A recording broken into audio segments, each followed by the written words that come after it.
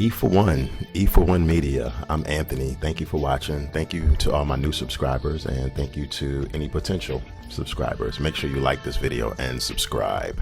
Subscribe to the channel. This is like kind of a little bit shocking to me, just because of the nature of who the person is. Joseph Parker. He potentially faces a boxing ban after testing positive for cocaine on the day of the Fabio Wardley fight, which just took place some mere three weeks ago. If anything, I would and just to give you some context here, Joseph Parker is a professional boxer from New Zealand who was the WBO World Heavyweight Champion from 2016 to 2018.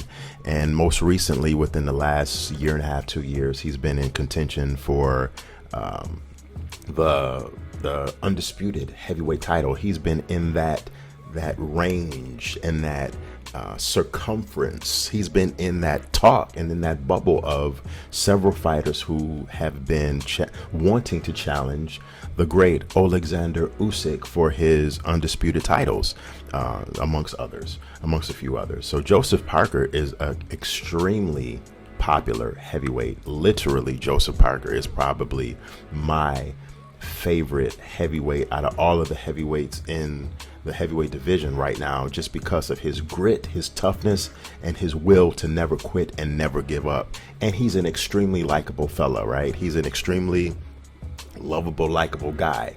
You know, he's a family man. He's all about his family. You'll see him on YouTube and doing like fun videos to music and dancing. He doesn't take things so seriously like other boxers do. This is why this is coming as a shock to me, because Joseph Parker is truly a likable, really charismatic, lovable guy.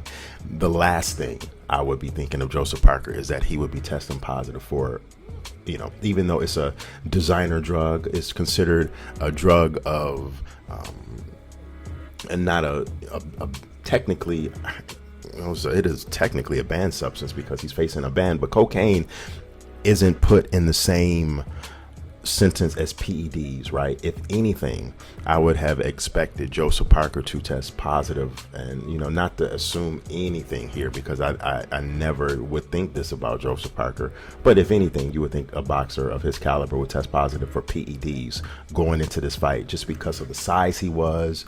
I mean, he's 6'4", but just because of, you know, his size, the weight he came in at, you know, the muscle mass that he put on. So if anything, I would expected Joseph Parker to test positive for PEDs by VADA, who does the drug testing, Voluntary Anti-Doping Agency, who tested him, and this was what they found.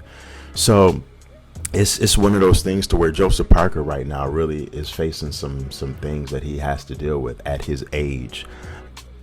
He's, you know, 33 years old. If he faces a ban, that could, his boxing career has already been derailed by taking this massive loss, a controversial massive loss to Fabio Wardley.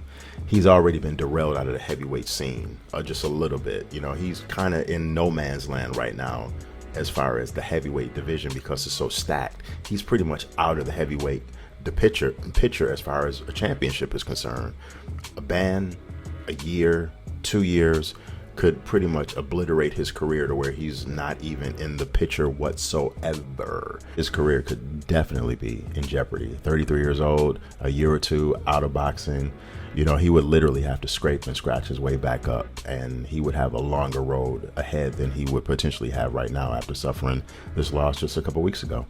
Breaking news today on this Friday, depending on when you watch this vid, it is Friday, November 14th. Thank you for watching the Entertainment for One podcast. This is E for One Media, and until next time, leave a comment and make sure you chime in and let me know what you think.